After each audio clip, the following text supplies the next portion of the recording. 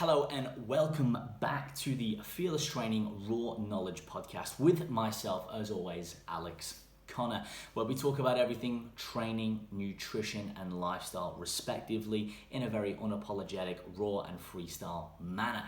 And today I've got a very special guest, someone who I was able to reach out and connect with recently as he was here in the Gold Coast going around doing some presentations and some workshops, or if you like, symposiums with some other like-minded and very intelligent human beings. My guest today is none other than the one, the only, Danny Lennon. Now, a little bit about Danny Lennon, as you'll find out in this episode. He is the founder of Sigma Nutrition and the main man behind the content creation on the site. He's known for hosting his also top-ranked podcast, Sigma Nutrition Radio. If you haven't already heard of that, shame on you. Please check it out. Danny is also a respected educator in the field. He's spoken at conferences and events all over Europe, including London, Dublin, Amsterdam and Vienna, and obviously now Australia. Danny has a master's degree, MSc, in Nutritional Sciences from the University College of Cork, during which time Danny completed his research thesis directly under the world-renowned vitamin D researcher, Professor Kevin Cashman. In addition to the research, Danny took classes in biochemistry, clinical nutrition, micronutrient interactions, and physiology. Previously to this, Danny also completed a BSc degree in biology and physics education and spent a year teaching these subjects. In the past, Danny has worked as a nutrition practitioner with a wide variety of clients. He became well known for his role as a performance nutritionist to professional mixed martial artists and boxers. He oversees the Sigma Nutrition online coaching service, in which a number of excellent coaches work one-on-one with a wide array of clientele. Outside of the nutrition world, Danny is a powerlifter, BJJ blue belt, and lifelong Arsenal fan. Danny also spends a lot of time reading and learning about cardiovascular disease, prevention, and risk modification. More specifically, lipoproteins and atherosclerosis development. You can find him on Instagram at DannyLennon_Sigma, and we'll also put a few more links at the end to his websites and where you can find and keep in touch with him for all the latest. Now, in this podcast, we get into the background of Danny, how he started the podcast, why he started the podcast. He offers a few tips for those of you who are thinking about doing a podcast or putting some content out there, and with which how you may want to go about it. We also talk about some of the things that are not talked about enough, in my opinion, within the training and nutrition realms, and that are the factors that relate to lifestyle. Also the factors of being human, being able to personalize and individualize your programming to your clientele. We also delve into a few other valuable topics as well, and it was a very natural flowing conversation, and one of which we may have to continue, as there is a lot to talk about on this subject, and there's many more as well that we can unbox if you like. So without further ado, enjoy this latest podcast with myself and Danny Lennon.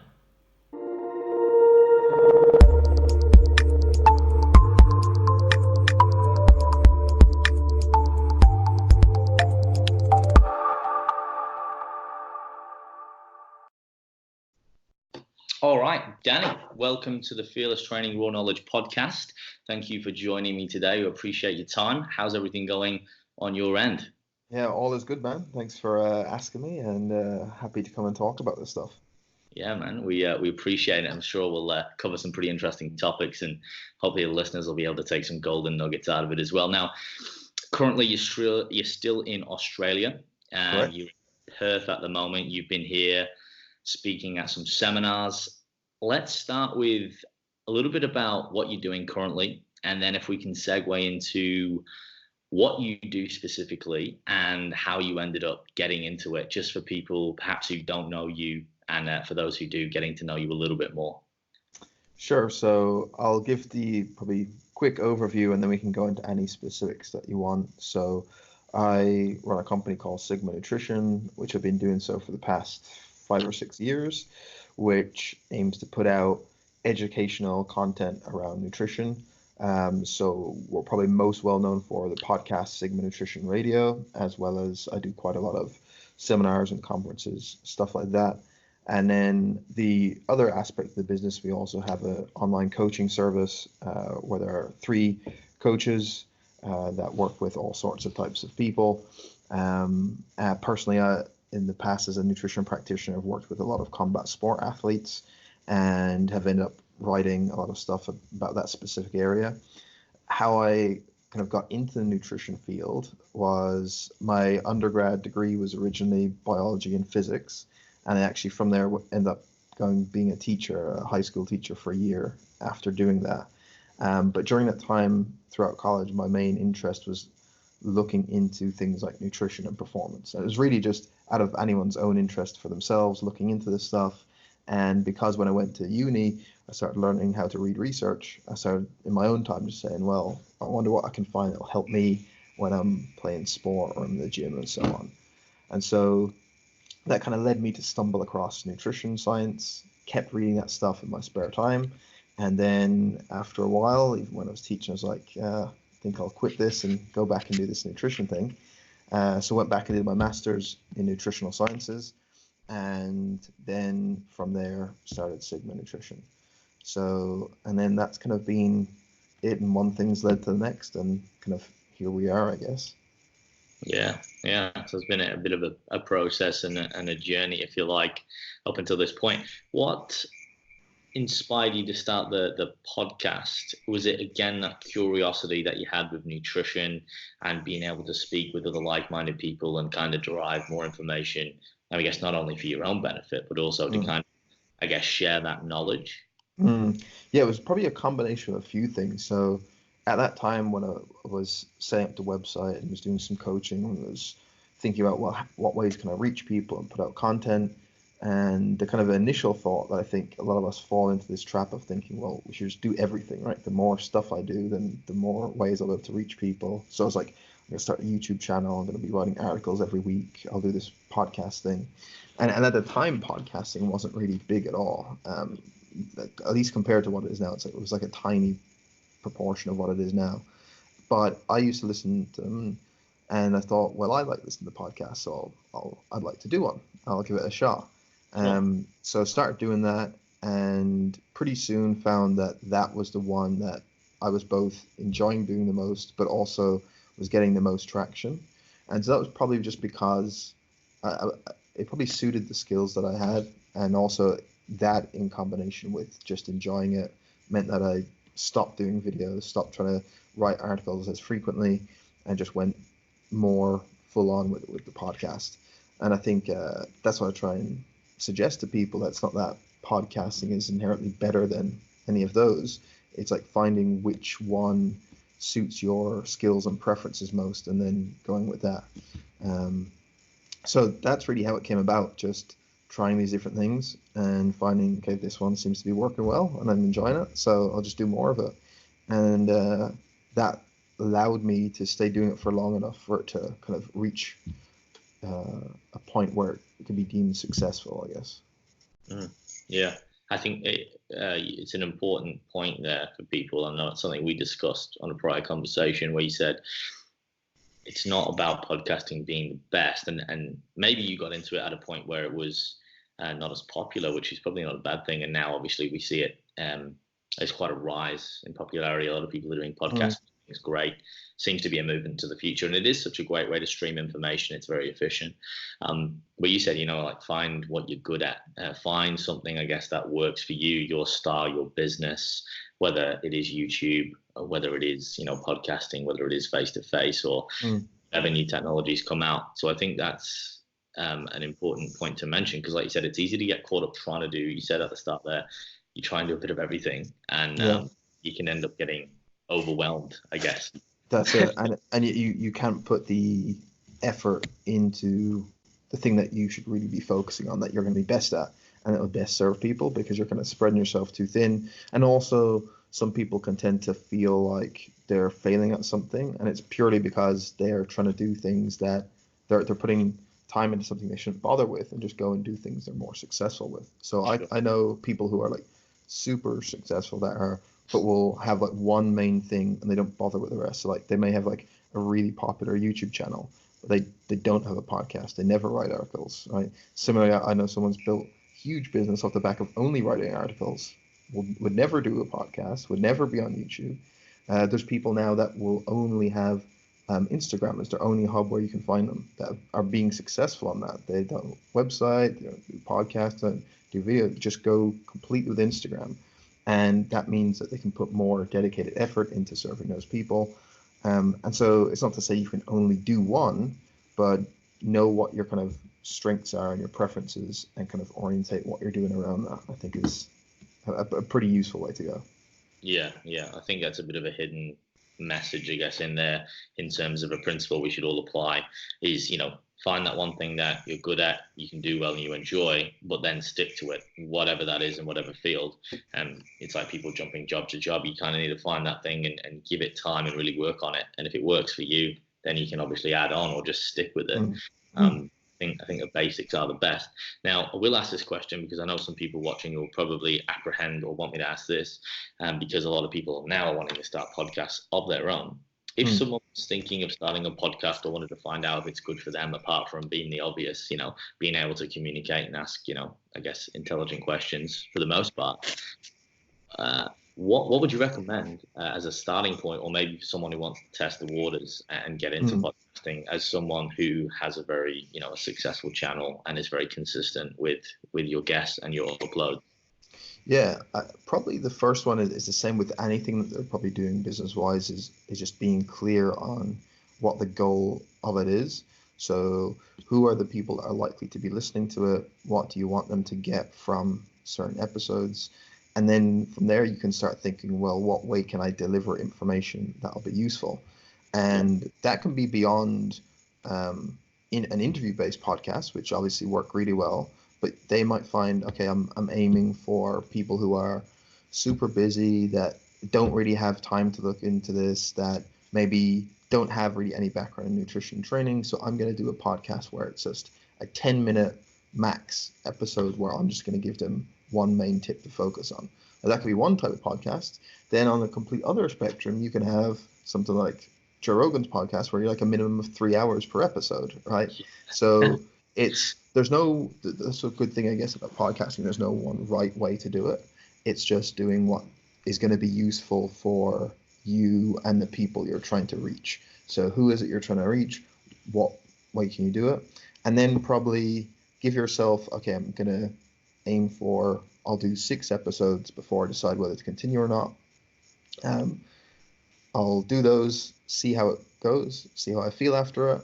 And then if I'm enjoying it and it's going well, then I'll continue. And if it's just taken away from my business and being a distraction, then I'll get rid of it. So there's no real big rules that I can point them to. If it's more on an interview-based podcast, then like you said, I think the big thing is trying to ask interesting and novel questions, particularly if you're talking to someone who has been on several other podcasts before, trying to have something that's even a slightly bit different or approach things a bit differently or ask them something they maybe haven't talked about before. I think that can all work well. And just ask things that you're curious about yourself, of having faith that if you want to know the answer to a certain question, there's going to be enough other people that probably want that question asked too. The main thing that I think people and these guests will say about mine is that not only is there that kind of hopefully interesting questions for them, but actually listening to your guest and asking questions that naturally arise off the back of that. I think it's great to prepare, but I don't think it's good to script out exact questions in like a bullet point list and you're just going to run through them, because then as you're listening, something interesting might pop up and you can't follow that up with an interesting question. You just move on to a completely new topic. So it's the art of conversation in some ways, right? You can have a general outline of where you want to go, but still be able to listen and answer or ask interesting things off the back of that is where a lot of the good conversations come. So there's some things that off the top of my head, but like I said, there's no set rules depending on what you're trying to do. So have fun with it. Yeah, that makes sense. That last part is probably one of the most important, right? I mean, you got to have fun and enjoy it, because otherwise, what's the point? It'll eventually sort of fall down. Right. Identifying, who your audience is, I think is really good, as you mentioned. And then,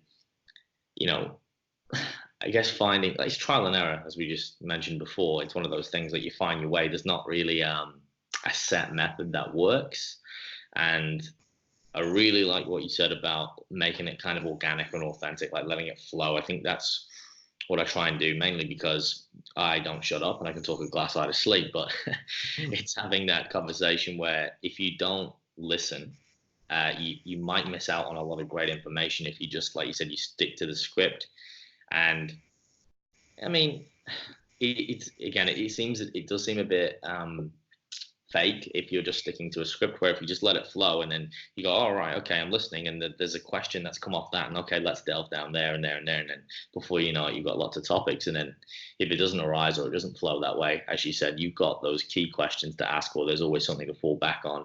So you've got some sort of structure, which I think is good. And then like you said, having a bit of fun with it and making it different, because that is that when you talked about, I think a lot of people now are getting interviewed. You look, probably yourself, you've done a lot of podcasts. You look at like Eric Helms, etc., on a podcast every week.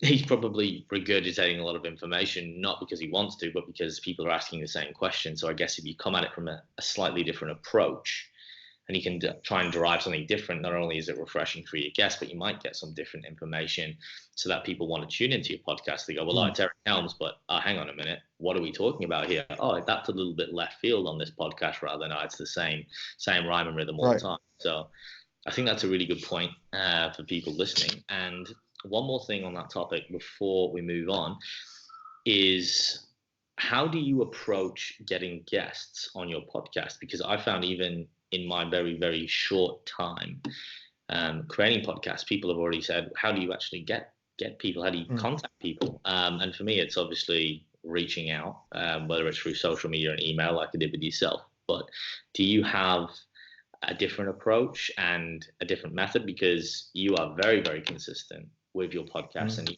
have a variety and a multitude of guests. And there's a lot of great knowledge on there. So what is your thoughts on that, Danny? Yeah, so I think the obvious statement to make is it will depend on where you are at with the podcast at that time. So where I'm now compared to when I was first starting, my approach is going to be slightly different.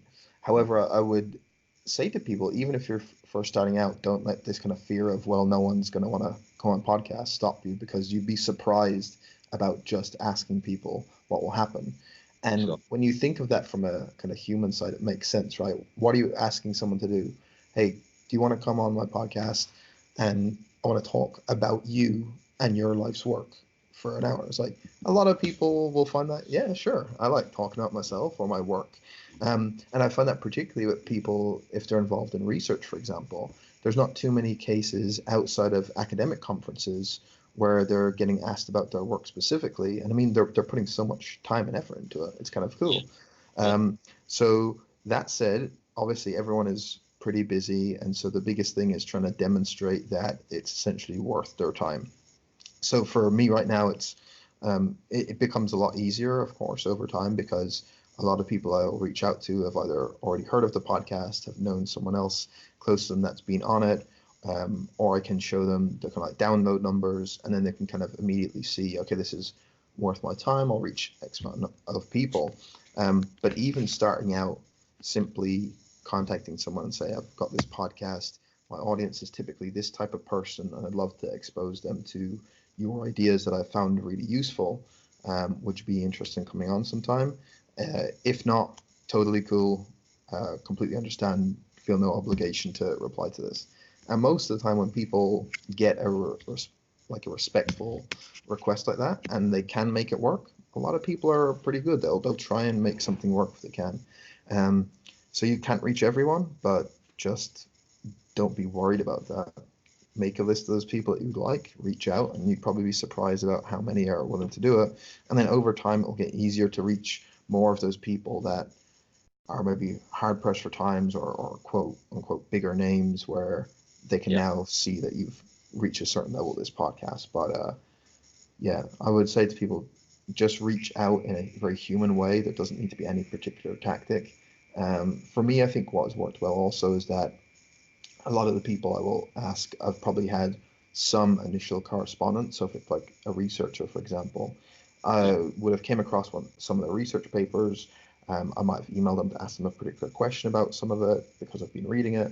And then off the back of that, I can ask them, hey, I've got this podcast. Do you want to come and talk about some of this work? And so already then you've been in contact with them. You've demonstrated that you actually have looked at what their work and you're actually interested in it. And then you just ask. And if they can make it happen, great. And if not, no worries. So that's been my process of not really too much tactical stuff. It was like just literally be human about it, and you'd be surprised about who wants to come and talk. Yeah, I think if you don't ask, you don't get at the end of the day, right? Right. If you don't ask that question, at least, it's good that you went over that, because I think people just need to hear it anyway, especially from people who have an established podcast and a bit of a record, because a lot of time people don't even believe it. They're like, oh, really? It's like, well, yeah, at the end of the day, we're all human, right? I think that's something that my dad used to say to me, we're all the same. We all eat, breathe, and shit. Right, yeah. You should treat everyone the same. We're only human. I think that kind of sort of sets the tone, because I think we perceive now as humans sometimes people to be on pedestals or higher, where most people are good people and they don't get above themselves. They're still very humble like yourselves, and they're happy to help, again, share some knowledge or talk about their own work. So that's a really nice approach that you've got where... Go on. Yeah, so I was just going to say, I think it's the approach there is what matters, of what I was saying, of if you approach it in a respectful way, if you clearly outline that you are mindful of their time and you realize they might not be able to do it, and you don't contact it with almost some sort of entitlement that they should be coming on. Like, there's no point in emailing someone that is going to be super busy and say, hey, I would love to have you on my podcast. Can you do next Tuesday at 7? Because I'm free then. It's like, people are just not going to respond to that, of just having some respect for it. And I think, the way you approach it, people, if they see that you're being respectful about it, then people are more inclined to help. For sure. Because you got to be flexible as well. It's a two-way street at the end of the day. And if you are approaching people with busy schedules, and generally, these people are researchers, practitioners, etc. You're going to be busy, whether it's clients, whether it's research, whether it's creating other material, if you like. So yeah, it is. It's always about having that respect for someone else's time, regardless of their position or their status, if you like. And then secondary, you talked about, when you do get a bit of a history, I think that does have a bit of weight and a bit of clout in it, like you said, to maybe target people who are, if I could use the words, a little bit more prestigious, or again, a little bit more time poor, purely based on the fact of popularity and they've got a lot of things going. It definitely does help to be able to say, hey, look, I really love to have you on. Here's what I do. Have a little look at it, see if you like it. They can get a bit of an idea and a taste for your style, and perhaps, listen to a few interviews, and then that might help them make that decision and go, oh, okay, like, this is good. That's actually something that they're taking seriously. They're getting some good information out there, and I want to be a part of that. But like you said, you just got to start somewhere. Reach out, ask the question, be respectful, and then I guess it just builds up over time, right? Like anything, if you just invest and invest and invest, organically, it will just grow into something. That comes quite well. Right. Completely agree with that. Now I wanted to segue and jump back to your coaching. You said you've got 3 employees, is that right, that work for you currently? Correct. And you coach a range of athletes, and I know we had a chat, and you have an interest in the fighting side of things, right? Can you talk us through your coaching, a little bit, how you kind of, I guess, approach things, how you like to coach clientele? Is it just online? Do some of your coaches, do they do one-on-one? Do you still do any coaching yourself? And again, your main niche client, you've obviously got a variety, but is there any, apart from fighters, sort of niche clientele that you tend to gravitate towards? Yeah, sure. So to piece through some of that, my work personally, like I mentioned, was with a lot of these MMA athletes, boxers, and so on. Right now, I think I may have mentioned I've been able to get basically my client list down to 0, just purely because I don't have time to coach one-on-one at the moment with other projects going on. So Our other coaches work with anyone from what you might define as like general population and are just trying to improve body composition, get healthier, and so on, all the way up to a lot of competitive strength athletes would be kind of one of those niche groups you mentioned. So we deal with quite a lot of powerlifters right now, some that are competing at a world level. We've got a couple of world record holders, some medalists at IPF World, stuff like that, all the way down to people doing their first meet. So that'd be kind of one group. Then our probably main for our one-on-one coaching, I would say that that kind of subgroup would be people who are just maybe not even competing in a certain sport, but have an intense interest in their own health and body composition, and they, for whatever reason, have decided that getting some help in this area is going to be a good thing, which we obviously agree with. But it tends to be people that might have a busy job or have all this other stuff going on in their life, but still are able to carve out the time or want to carve out the time to be able to be healthier. And so we've a few different groups like that, but our approach is centered around having a kind of a set core philosophy, I guess, but that becomes very flexible depending on the individual we work with. So we'll have an initial starting point that looks similar of trying to assess what they're currently doing. And essentially it's trying to look at, okay, what is that person's current nutrition and lifestyle habits look like? Where do they want to go in terms of what their goal is? What would the habits and lifestyle they would need to have in order to get to that point?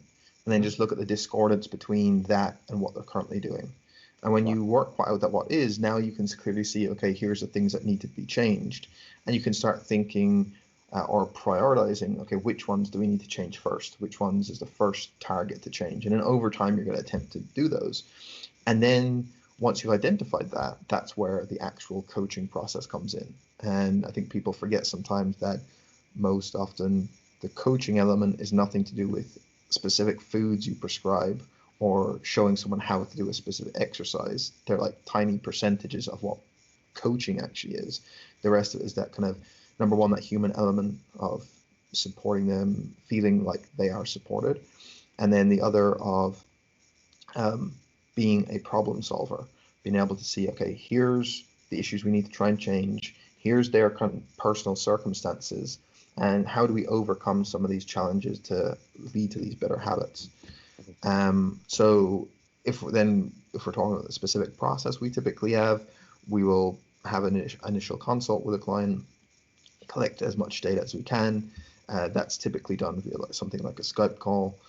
We will set out, then the kind of first week is almost more data collection of getting them to start logging food or keeping a food diary so we can assess that, looking at their activity habits and so on. And then from the first week, they will do a check-in. So we have some set things that we ask them to report back to their coach at the end of every week. And then based off that, we will give a couple of action steps for the following week that we want them to follow. They will each day be logging certain pieces of information that we want. And that's where the individuality comes in. For some people, it might be specific calories and macronutrients that they're logging along with their training and their body weight. For other people, it might just be how many high protein meals they're eating, how many steps do they get in today, and so on. So it can vary wildly. But we're collecting metrics to see, are they progressing in certain actions that we want them to follow. And then from there, it's kind of tweaking that from each week to make sure we're continuing the process. And probably one of our biggest things is having doing that on a weekly basis, but in the back of our mind, having a long-term plan of what we're trying to do with someone. So we're not just trying to say, okay, we're going to bring you in, start dieting you, and diet you continuously until you get to whatever point you're finished. Yeah. Instead of having a plan of, okay, we're going to aim for a block of time where we're going to be focused on this goal. We might then transition to a week or two where we're coming back off the diet. Maybe we're going to go into a phase then where you're aiming to improve your performance and not be dropping weight. And then we can go back into a dieting block. There's an endless number of ways we can set it up, but having that long-term plan in mind, and then each week delivering that in a kind of weekly way. So I don't know if that answered your question, but I think I tried to get through as many of them as I could, and that gives you an idea of what we try and do, but I'm happy to get into any specifics. Sure. Yeah, no, definitely. I will dig into a few areas there. No, but that was a good overview, Danny. Thank you. That's exactly what I was after. A bit more of a detailed response and going through it, because a lot of the initial questions you kind of answered as you went through. I think one key thing I want to dig out initially is you said problem solving. That's great. I think the art of being a good coach oftentimes is getting person, from point A to point B.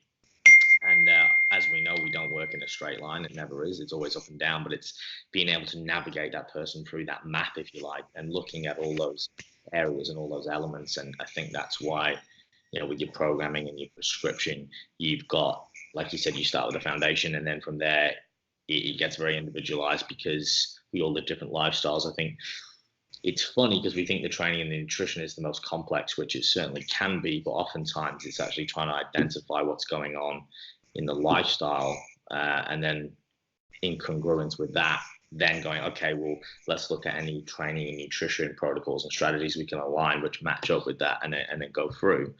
So I guess the first question I want to ask is, with these systems that you've created, have you developed them yourself with these coaches, and do you use your own templates? Do you use systems like Excel, etc., or are you using another a software, etc.? Because I know a lot of coaches are always looking for something which can take the work out, but still being able to personalize the systems and the periodization, which you did mention as well, which you might dive into, for your athletes and clients, but then making it user friendly. So yeah, can you talk us through some of the software or how you structure your programming specifically for your clientele? Sure. So we collect those metrics and they will log them in what we've developed as the Sigma tracking tool. It's basically done in Google Sheets. So we will have each client, when they sign up, they'll be assigned their own folder within G Drive. So then as they update things in there and we update things on our end, it immediately will reflect on the other end without having to be sending spreadsheets back and forth. So we use Google Sheets for collecting their data. We can see those, we can add little comments to it.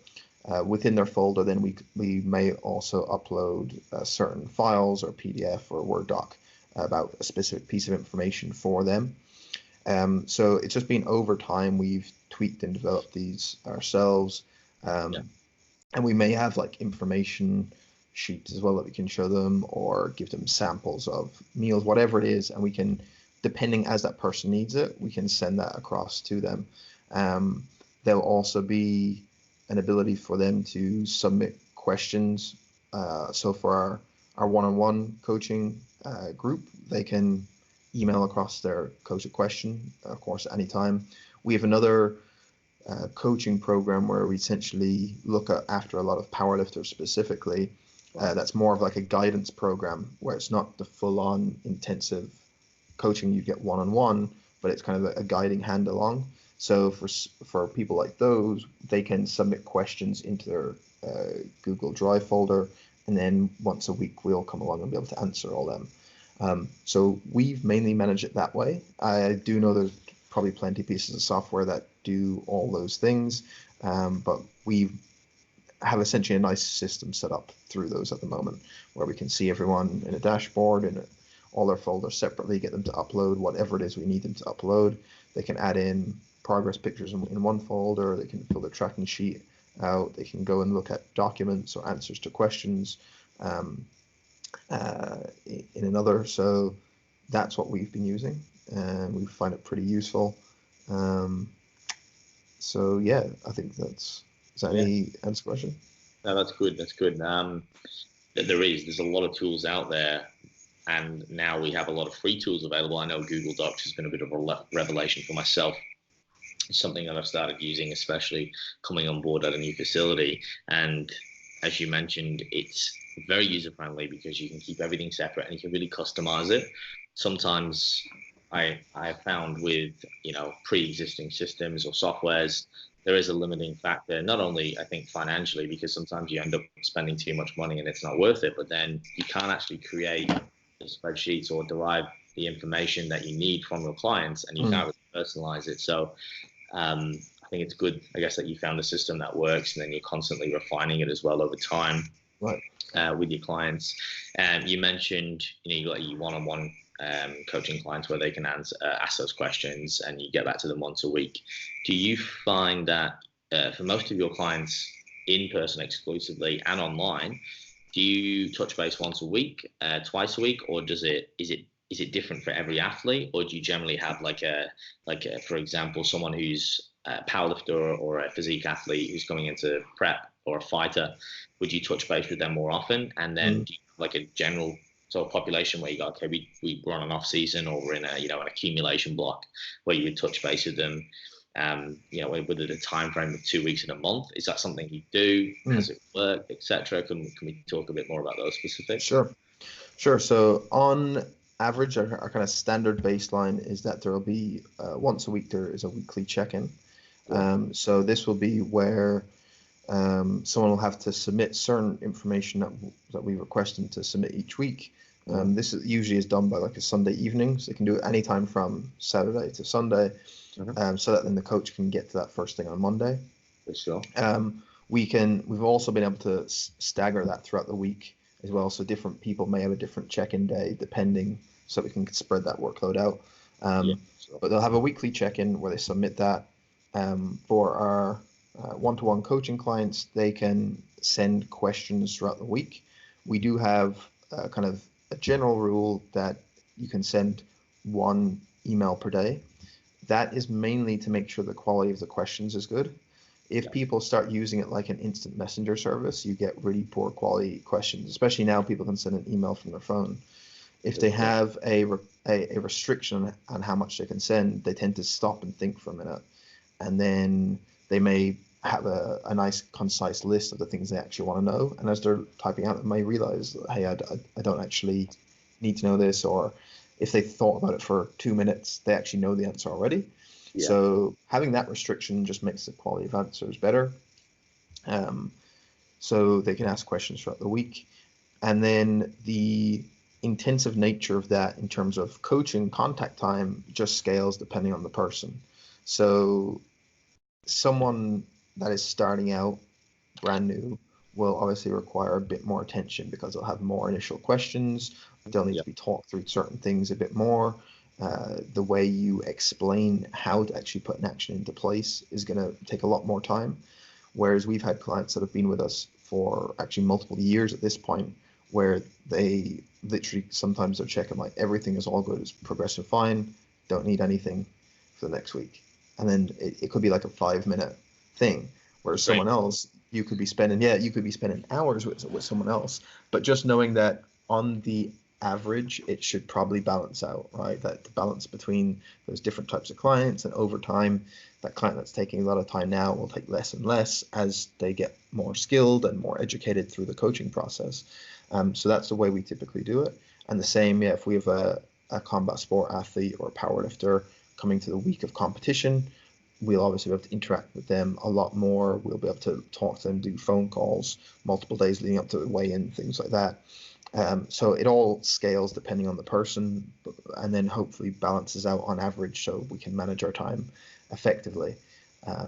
So we aim for that type of contact time and let it scale based on the person's needs within certain parameters, of course, that it's not getting too crazy. No, I like it. I guess you could say you're setting expectations as well, and having some structure, which not only is efficient for your own time management, but again, also the client, because as you said, with technology being so good and advanced, we can messenger, we can send emails off our phone. I think it is important, especially when you're at a stage where you build momentum. You've got a lot of clients coming in, you need to be able to manage the systems. And I think a lot of the time that's where things fall down. The systems have not been put in place, the foundations, and then the coach gets overwhelmed, the quality drops, therefore the clientele drops and the results, and it's a vicious cycle. So I think it is important to talk about those little specifics and key elements, and I think that's good as a takeaway for people who are listening, more on I think in the coaching realms, to maybe identify those things and to be able to go forth successfully and derive quality. And on that topic, quality over quantity, do you have a cap of clients that you work with per athlete or per coach? And how do you facilitate that? For example, you mentioned you have a lot of long-time clients. Obviously, you reward loyalty. They're generally easier to manage. Do you think that, like, would you have a waiting list for people that when you get full, what do you cap your numbers at? And again, maybe a big question, but we'll add it on there because I think it sort of leads on, is client retention. What do you find aids client retention, if and so when it's needed? Because obviously people get to a point where they are quite competent and they can go out and do what they need to do. But again, maybe the goals change. So maybe talk us through those 3 points, if possible, Danny.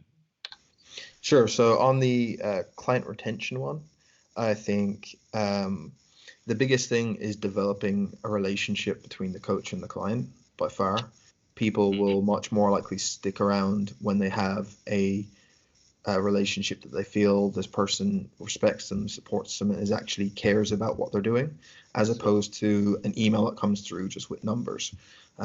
So that relationship matters a lot more. So that is the biggest thing that will help. If someone is obviously feeling like they are on the right road and progressing, that is a pretty good sign, and that they have found a method that is suitable to them, so they feel that they can still live their life to some degree. If they feel like it's taking away from all other areas of life to try and do a certain type of diet, for example, then after a period of time, they're like, look, just is not worth it. I'm just going to get out of here. If you're a type of coach that can help them do all the things they want to do within their life and still be feeling like they're making progress and still be getting to where they want to go, then that's more likely to stick around. Beyond that, then we like to get to the point where people feel like they don't actually need coaching anymore, right? That's the ideal place where you want to, quote unquote, lose a client. You don't want to lose one because they don't feel like they're getting somewhere or they don't feel a rapport with you, but you do want to lose a client when they say, look, everything's going well, I've got all these really good habits, I feel like I don't really need to touch base as often. You would have, and you will have noticed this over time, that over maybe the last couple of months, that their check-ins get shorter and shorter because they don't really need much. They almost can answer their own questions. They don't need to, they're not asking as many, and they kind of cool with where they're at, and they can kind of manage everything. And when you're at that point, that's the goal, really. Like, that's the end point. That's where you're aiming to get people to. And so in that case, you don't want to retain them. You want them to be able to say, okay, go about, do whatever. And maybe they decide every few months they might want to just do a one-off consult with you just to see what they're doing is okay. Or maybe down the road they'll have a specific goal. Maybe they'll be training for an Ironman or something, and then they'll come back. But the goal is for them to move on. So it just comes down to the human connection and the actual rapport and relationship you build with them. That's the number one thing that's going to lead to better retention, that you can retain clients for as long as they need it. Yes. What was the second question after retention? So, no, you're right. So client retention, and then talking about, I guess, when you're programming for a client, looking at the segregation between, I'm just trying to articulate in this question in the right way so it's a bit more specific. Oh, that's right. You obviously have more serious athletes who are coming into like a specific competition preparation period, and then you have more generalized clients, I imagine. What are the cap numbers per coach? Like, what have you found to be the maximum? Because obviously when you're doing specific comp prep for fighters, it's a lot more intensive. It takes a lot of time. How have you managed that? And obviously over time you figured out what works and what doesn't, just to keep the quality high. Exactly. So with that, I don't think a specific number makes too much sense for that reason that you said, because depending on their current roster of clients, some of them might be taking more, some of them might have big competitions coming up. Sometimes they have less time. And then also with our coaches, they have other stuff going on that takes time. So for example, one of them is currently finishing his PhD. So that obviously, depending on the stage that he's in with his studies, his workload that he can take and still effectively coach people will fluctuate a bit.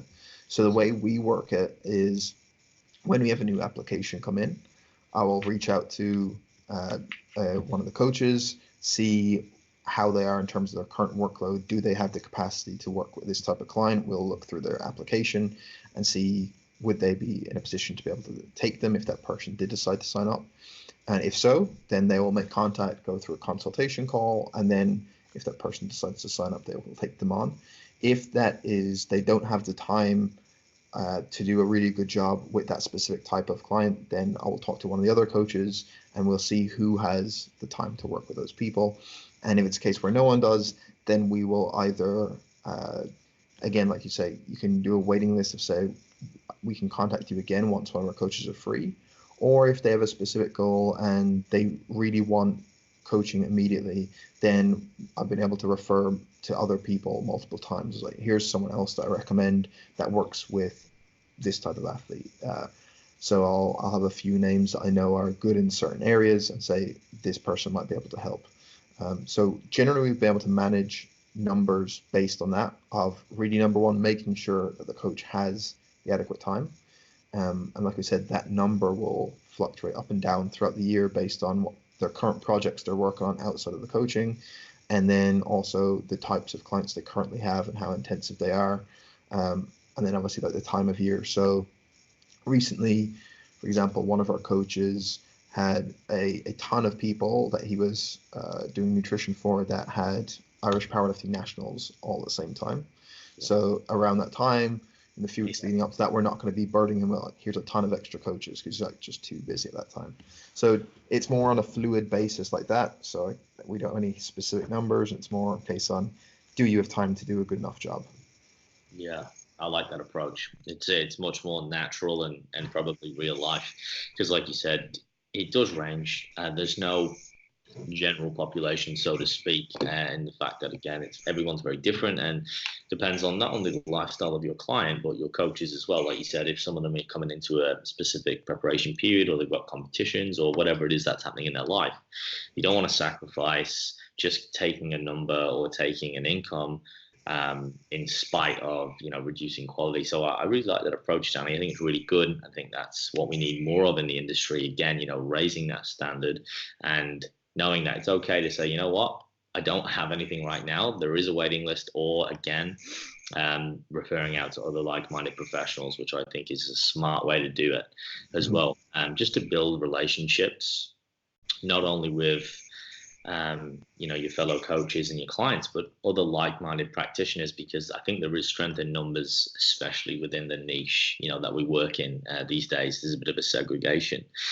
Going back to what you very first said at the start of that three-part question, well, I like how you said building relationships with people, being human, actually caring. I think we've talked a lot about this on the podcast with a few other guests, and it's like, okay, what are the basics of being a good coach? Be a good human, right? Listen to people, identify their goals, build some rapport, build some relationship, be not robotic in what you do. And if they feel like you care about them, then generally, again, they will stick with you, etc.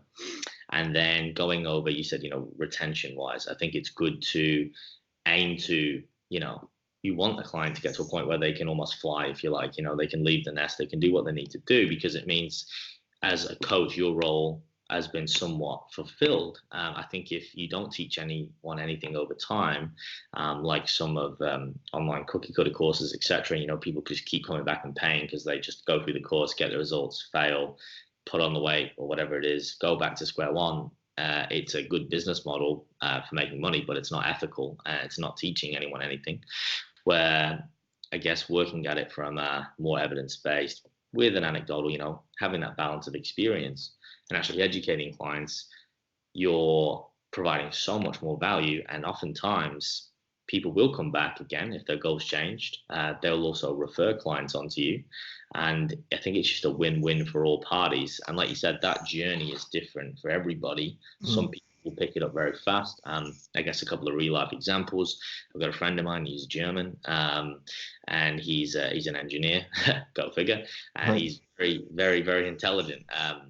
He picked up the training protocols and nutrition super. It's like the quickest I've ever seen it. And within a month, he's got it. Like it's perfect. The questions, he doesn't even have any. And And then again, some people, it takes a lot longer, and there's no right or wrong. But again, that's just a difference, right? And that's probably what makes coaching so fun, is that the knowledge, for the most part, will remain the same. Obviously, research is always updating, or I'm always trying to improve, but the foundations are always set. But it's, again, getting that client, okay, well, how are we going to move through that process? How are we going to move through those systems, solve the problems, get to the end goal, which I think is really great with coaching. So, yeah, I think there's some really great points you make there, not only for maybe people listening who are clients who have other coaches and they're at the end they're on the other end of it, but then also, for other coaches who are perhaps wanting to improve and maybe self-check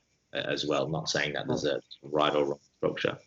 Now, and the last sort of main topic I want to get into before we wrap everything up is, we've touched on it multiple times over our conversation, and it's something that we talked about last time, and I did mention before we started, I wanted to really sort of delve into it a little bit and get your opinion, is talking about the lifestyle aspect of coaching, which I feel, and I think you agree, is neglected in terms of what happens in your lifestyle is a direct correlation to the success that will be achieved or impacted within the training and nutrition.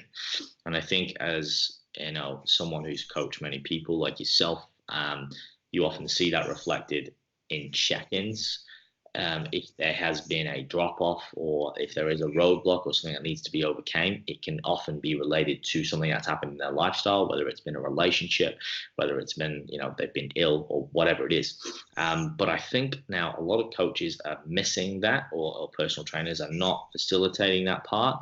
Whereas I think we need to pay more attention to that in terms of the way we approach our programming. So we should program based on what's happening in their lifestyle. And again, to give a quick example for people who are not following, who are listening along, say I've got a client, Mary, she's 32, she has 3 kids, she's got knee pain, lower back, and she's working 2 jobs, or whatever it may be. For me, and that's an extreme example, but for me to program her this amazing bodybuilding 5-day split and getting her to track macros, etc., is probably going to make her hate fitness. It's probably going to set her up to fail. It's going to, if anything, demotivate the client, rather than identifying, okay, she's got a lot of these obstacles. How can we program around and look at, that first thing, like adherence? Can you commit to just even 2 hours? Because that's better than nothing. And just setting up those initial habits, starting with some easy wins and then building it up over time. So I guess the question is, Danny, what is your opinion on that? And maybe, I guess, if you can give us some anecdotal and real life evidence from your experience with coaching on that exact topic of lifestyle and meditation. Yeah, I think the thing with changing lifestyle, and why that's often our primary goal, is because any of the specific changes we want to make to someone's nutrient intake or training variables down the line, the success of trying to change those is going to be predicated on what their kind of current lifestyle habits are. So if the only thing you teach someone to do is, hey, I want you to hit these macros, and that's it, they might be able to do that for a while, but after they've learned no other skills of how to embed that into their life. And it just is going to become pretty difficult to do if their typical lifestyle still involves being completely sedentary with no activity, if they have tons of processed foods left around their house, if they are regularly like going out on the piss 3 or 4 nights a week and eating like takeaways every night. If they are things that are part of their lifestyle, then just having these numbers and saying you just need to use willpower to restrict yourself to within these certain macronutrient ranges isn't going to work. And it shouldn't be the goal to have someone know how to track a certain number of macros anyway. So I think that if you get someone be able to improve their overall sleep, make sure most of the foods within their home are minimally processed, decent foods, if they're generally trying to be a bit more active than they were, those things then make all the other stuff easier to do, right? Mm-hmm. And so I think that's why it's important to have that as the initial starting point. It kind of goes back to what we mentioned before, of what are they currently doing, what habits and behaviors do they need to have, and then what is the discordance between them. And that's really the goal when we're talking about lifestyle. What are the things right now that they're doing that are not conducive to what goal they have? What are those habits, behaviors? What does their lifestyle look like? And then how do we change some of those? The other part of it is looking at their typical lifestyle of things that we do want to keep in, that we have to account for. So what is their work schedule? What activities do they like doing with their friends? What things do they like doing for fun, right? How can we say to them, you can include some of these within reason, and we'll try and build that in and still be making progress, instead of saying you can't do any of this stuff anymore, because that's not really useful to anyone. So it's taking that approach of seeing what stuff is important to them, what stuff do they want to keep, what stuff are they doing but they can accept getting rid of, and then trying to move slowly in the direction of more and more good habits, and then less of the things that are pulling them away from the goal.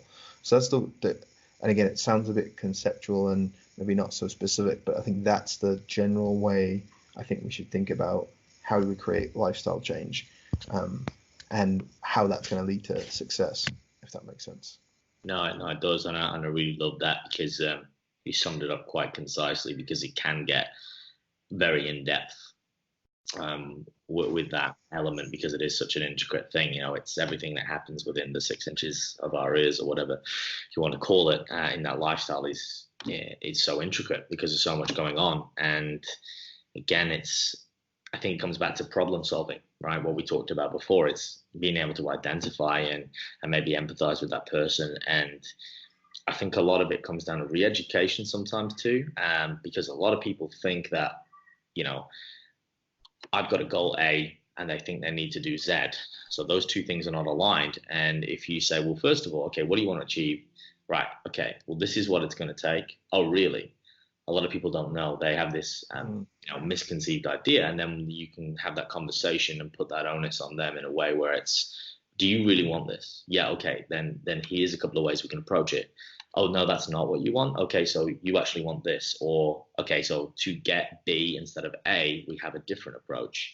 And then sometimes even that alone is that, oh, wow, what I thought I wanted versus what I wanted with two different things, and then marrying the two together. And you talked about, having that compromise, where I use 3 keywords in my coaching, and it's got to be flexible, it's got to be sustainable, and it's got to be enjoyable. And for me, if it doesn't meet that criteria, it's not going to be successful in the long term, because, as you said, it's all well and good tracking macros. We use that as an example, as you brought it up, and I think it's a great one. But people don't actually see the outcome of that. It is a tool. We have, as practitioners, we have tools, and they should be used and implemented as and when, not just for the sake of having a tool. If I've got a hammer, it doesn't mean I'm going to go around and bang on every wall, because it just doesn't work. You're going to end up destroying things. And I think that's why we see a lot of not only athletes, but general population struggle, because they have mild eating disorders, or the eating disorders are sometimes created by the very tools which are meant to help them. Because again, they have this like black and white approach, right? It's a good, bad, clean, dirty, on the plan, off the plan. And that right there is, a slippery slope. And I think setting those expectations and building good habits, as you mentioned earlier, I think that's where it really needs to stem from. So, I think you summed it up well, concisely. And the approach should be very much based around, the individuality of your client. And hey, what can we get? What are you willing to give up? Here's what we can actually keep in, and then here's the map of what can we actually do to get there. So thank you for sharing that, Danny. And it's good to hear it. I think people need to hear it as well from someone who's a little bit more established and has worked with a number of clientele and a variety of athletes. Now, a couple of rapid fire questions before the final question, because we are approaching the hour, and I do want to be respectful of your time. So these are a little bit more lighthearted. I'll ask you sort of 3 to 4. They're really quick. Answer them as honestly and as quickly as you can. They're a bit of fun. And I guess we'll just find out a little bit more about Danny Lennon, what he likes, who he is, and maybe the thought process. So the first one is, if you could have a superpower, what would it be and why? Oh, man. I'll have to think about this one. There's so many.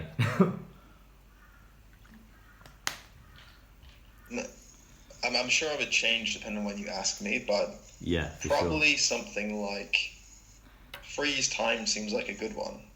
Yeah. Just not to even do anything crazy, but most often when it would be nice if when you're faced with a decision that's time pressured, if you could just like pause for a second and breathe and think through stuff, that usually works out well. Yeah. So maybe that type of superpower would come in handy. That if I really got into a sticky situation, I could pause and have a think. Because I'm much better when I can think through stuff. For sure. As opposed to just act impulsively. So I'll go with that one maybe. Sounds good. So these questions are not the best, then, are they? No, that's good. There's I guess it's an interesting question that would definitely change depending on where you are in your life. But I'd say freezing time would definitely come in handy. Okay, second question. What are your favorite foods? If you had one last meal, what would you choose to eat? Or if I could rephrase it, if you could only eat one food for the rest of your life, and we'll go savory and sweet, one of each, so dinner and dessert, what would you choose? What's the typical cheat day Danny or cheat meal look like, if you like, or something you enjoy? I do like Italian food a lot, right. So I'd probably have to go with that. Although I don't know if I'd go every day eating it. Yeah, I'd probably go Italian, and then for something sweet, I'll go with the Italians again. I'll go with some gelato. Oh, I do like that. Yeah, I can eat that every day, no problem. I never get sick of it. So, for sure. So pasta and gelato, I'll go with. Man after my own heart. I agree. Great minds think alike. It's funny because most people, Italian is just phenomenally popular. Most people just Italian pasta. Yeah, maybe they've got it down, man. They do simple peasant food, or maybe it's the carbs. I don't know. It's just all about the carb life. Yeah. Oh, it's great. It's just everything about it. So nice. Exactly. Basics are the best, right? And my last rapid fire question is it's kind of a heavy one, but with a lighthearted spin on it. Do you think there is any life after life? Like, do you think when we die we just disappear, or do you think there's something more? I don't think there is anything. Or I'll put it this way. I have no reason to believe that there is anything. For sure. Yeah. No, that's good. And again, everyone's got a different perception and opinion, and it's an interesting, right. It's a thought-provoking question, which is good. And my last question, which is a little bit more serious, before we finish up. Out of your experiences in life, Danny, can you identify a time or a fear that you had to overcome in a scenario? Can you tell us, if you feel comfortable sharing, what the scenario was and how you benefited from overcoming that fear or that obstacle that held you back? Probably the most obvious one, at least externally, that people would look at, is when I was teaching and decided to quit that to go back and do this nutrition thing. For sure. And then off the back of that, set up my own kind of business as opposed to go get a job. Those are two typical things that I think a lot of people would find as big scary things to do, and they probably are. Like, they were big decisions, but it's funny that at the time they probably didn't feel as scary as maybe some people would think they were. And that's often the case as you go through it, I guess. But I would say those, and I think the obvious benefit coming out of the back of it is kind of everything that's led from there came from just taking that chance on it. And I think this kind of ties back in just at how I view people wondering about taking decisions and being fearful over something and not worry, or they're worried that it's not going to be the right decision, or what if it doesn't work out, or what if everything goes wrong. And oftentimes the worst doesn't happen, that taking a chance on something does work out.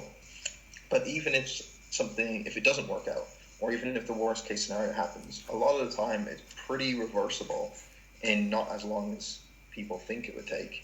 And so when and that's actually something I think I took from Tim Ferriss. People can look this up. He has he's good. A tool called fear setting. Yeah. It's a goal setting. You essentially set out what is it you want to do, but then you go into vivid detail about what is the very worst case scenario that could happen if you tried this thing that you're going to do. And then you have to map out, okay, what steps would I take if the worst did happen? So let's say it's someone worried about starting their own business, and they're like, I'm worried, I don't really want to do it because it's going to cost me this amount of money. If it fails, then I'm going to have no money to pay rent, blah, blah, blah, and all this type of stuff. So you get really vivid and list out all the things that can go wrong. Yeah. And then you say, okay, to get back to it, how would you get back from there? And then people realize, well, I could move in with one of my friends for 3 months, 6 months, whatever. They save a bit of rent, start putting some savings together. I'd go back to this type of job. I'd be able to build up that way. And then before you know it, kind of 6 months later, you're in no worse position than you kind of currently are. For so sure. It kind of takes away a lot of the fears that we have about making certain decisions. Absolutely. And so that was one of the things that helped me of like, things can be scary, but it'll probably be okay. Yeah. Yeah, no, I like it. That was very fitting that you brought up fear setting, with fearless training, raw knowledge, and again, tying it into the question. So, touche there, my friend. Touche. And I wish I could say it was purposeful. Yeah, no, but that's good. It's better that it was spontaneous, and there was no scripts, guys. That was all natural. We didn't pre-plan that one.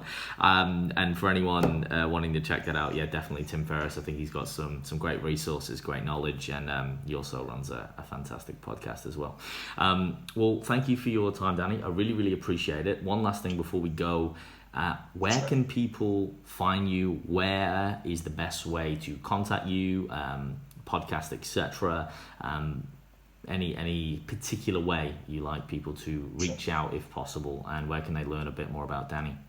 Yeah, so it's probably the 3 ways that people might want to know. First is just a website, which pretty much has everything. That's just sigmanutrition.com. For sure.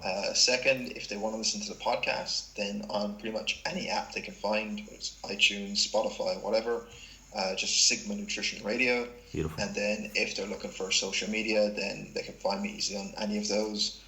Instagram handle is DannyLennon_Sigma. Twitter is Nutrition Danny, and then Facebook they can find either the Sigma Nutrition page or my own personal account there as well by popping in my name. And yeah, they can contact me whatever way suits out of all of those, and happy to take any questions or comments or anything like that. Beautiful. And I'll make sure I put all those links in the show notes as well for people listening on the iTunes podcast, and obviously for people getting the snippet on YouTube, there'll be links to the full episode as well. So Danny, thank you once again for your time. I really appreciate it. Thank you for sharing your knowledge. Thank you for sharing how you got into things and talking about some topics which I think are quite important. Keep doing what you're doing. I personally believe, you're running a great podcast. It's very professional. It's very high quality. You're sharing a lot of useful information, not only for coaches and practitioners, but I think for the general population who has that growing curiosity and wants to just learn a little bit more as well. So keep doing your thing. Keep increasing that industry standard. And perhaps maybe we'll do a round 2 at some point if I'm in your neck of the woods. If you're open to doing that, it'd be great, because I think we can unbottle a lot more great topics, if you like. Yeah, sure thing, man. Happy to do it. And thanks for the conversation today. No, absolutely my pleasure, Danny. And for all those watching, please tune in next time, and any previous episodes you can find on the podcast or in the YouTube notes. And in the meantime, as always, stay fearless.